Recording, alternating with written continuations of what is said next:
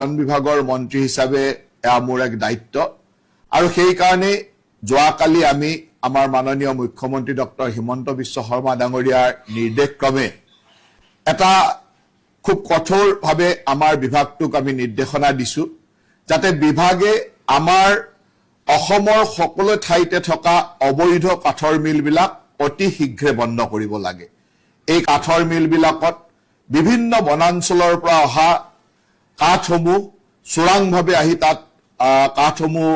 বিভিন্ন ধৰণে ফলা হয়, যাৰ কাৰণে বহু সময়ত চোৰাংভাৱে বনাঞ্চল ধ্বংস হয়। সেই কথাসমূহৰ প্ৰতি লক্ষ্য ৰাখি আমি যোৱাকালি মাননীয় মুখ্যমন্ত্ৰী ডাঙৰীয়াৰ নিৰ্দেশ কৰ্মে আমি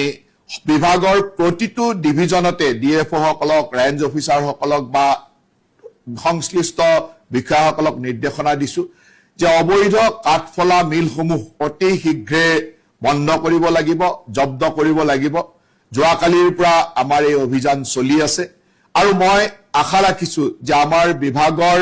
বিষয়া কৰ্মচাৰীসকলে গাঁৱে গাঁৱে প্ৰতিটো অঞ্চললৈকে গৈ বিশেষকৈ যিবিলাক ভিতৰুৱা অঞ্চলত এনেকুৱা অবৈধ কাঠফলা মিল চলি আছে এই অবৈধ কাঠফলা মিলসমূহ জব্দ কৰি অনাটো আৰু তাৰ লগত যিখিনি কাঠৰ সংগ্ৰহ তাত পোৱা যায় এই কাঠসমূহ বৈধ হয় নে নহয় এইসমূহ চোৱাটো দৰকাৰ।